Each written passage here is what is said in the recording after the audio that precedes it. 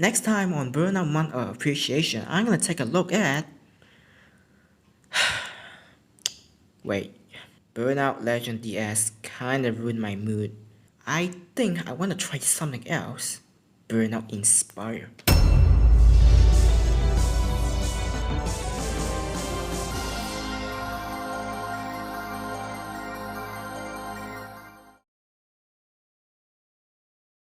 Right.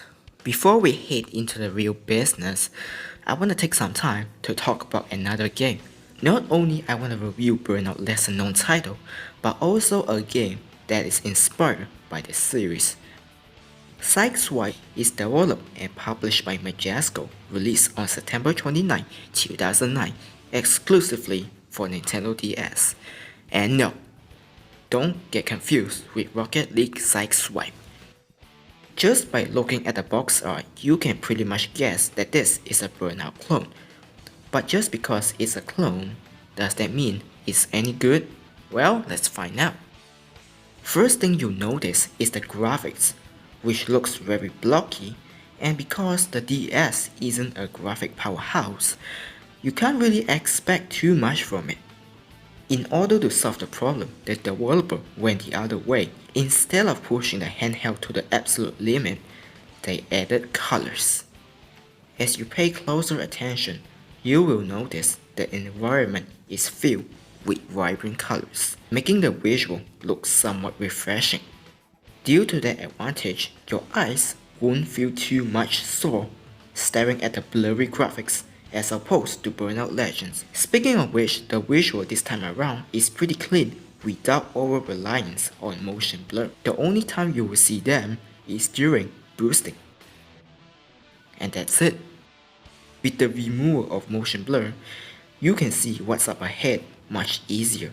Sure, not as clear as you wanted, but miles better than Burnout Legends.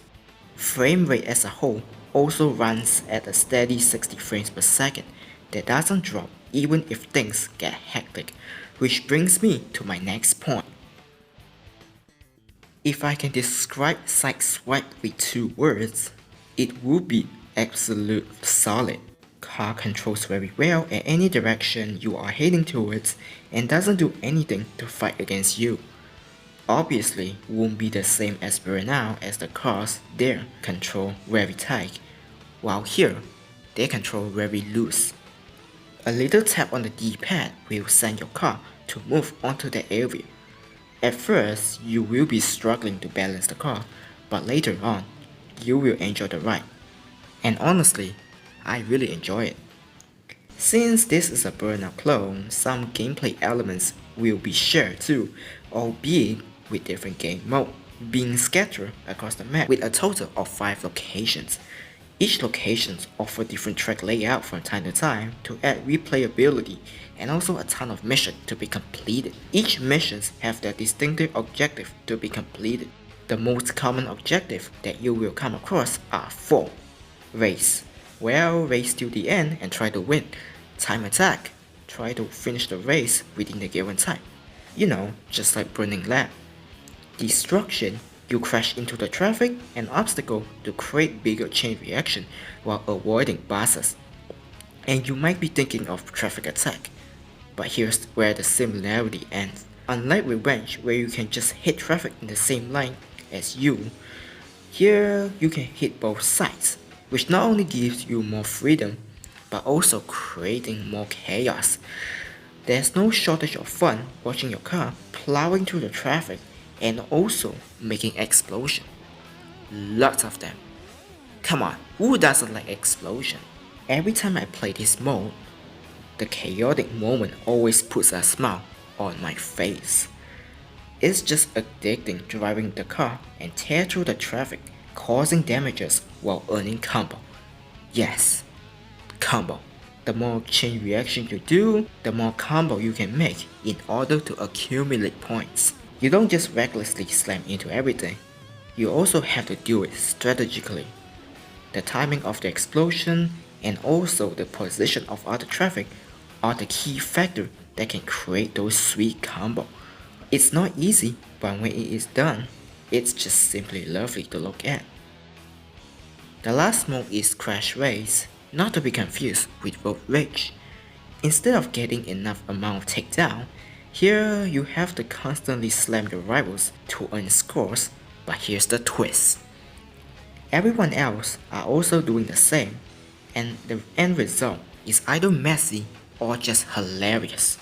Watching everyone trading pain while you're waiting behind to pick up the scrap can be very intense.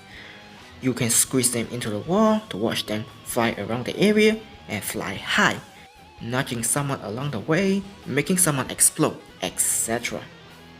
There are too many ways to make your rival crash that can also happen on yourself. Sometimes you can get sent up in the air before crashing down while being upside down, and that's when you are at the most vulnerable. But it doesn't matter, you won't get eliminated if you have too much damage. Instead, you will just respawn as usual. At least it is forgiving unlike Burnout. So feel free to find anyone and smash them as much as you want because you know you will feel good.